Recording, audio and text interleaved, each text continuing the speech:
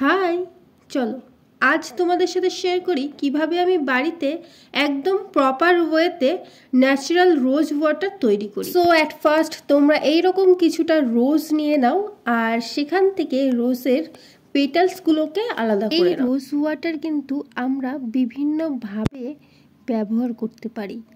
প্রথমত এটা কিন্তু আমরা টোনার হিসাবে ইউজ করতে পারি, এছাড়াও কোনো ফেস প্যাক বা স্ক্রাব বানাতে ইউজ করতে পারি। এই রোজ ওয়াটার কিন্তু একটা ভালো ন্যাচারাল ক্লিনজারের কাজ করে।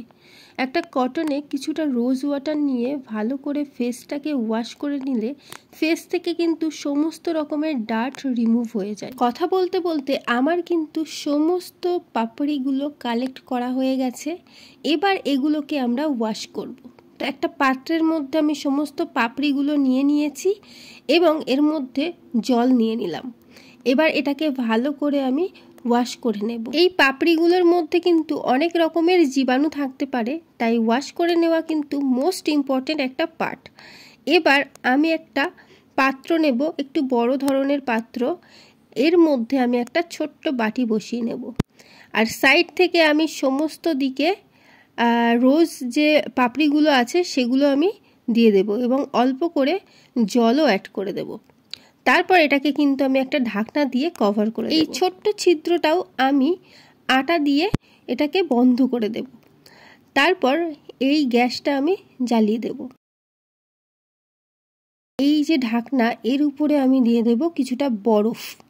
এই বরফটা আস্তে আস্তে কিন্তু গলতে শুরু করবে এবং আমার এই বাটিটার মধ্যে কিন্তু natural pure rose water collect হবে। তো এই প্রসেসটা কিন্তু আমাকে 30 মিনিট ধরে করতে হবে এবং বরফ গলে গেলে আবার কিন্তু আমাকে বরফ দিতে হবে। 30 মিনিট ধরে কিন্তু এই প্রসেসটাকে কন্টিনিউ করতে হবে। আর এই রোজ ওয়াটারের কিন্তু অনেক গুণাগুণ, কী গুণাগুণ আছে সেগুলো আমি স্ক্রিনে মেনশন করে দিয়েছি, তোমরা স্ক্রিন থেকে দেখে নিতে পারো।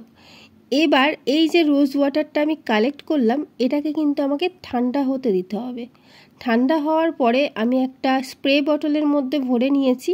এই যে এটা আমি পেয়ে গেলাম একদম ন্যাচারাল রোজ ওয়াটার, যেটা একদম কেমিক্যাল ছাড়া তৈরি হয়ে গেল বাড়িতেই।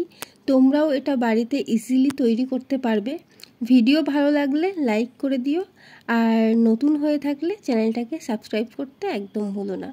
দেখা হবে পরের কোনো ভিডিও। আজ তাহলে আসি, বাই।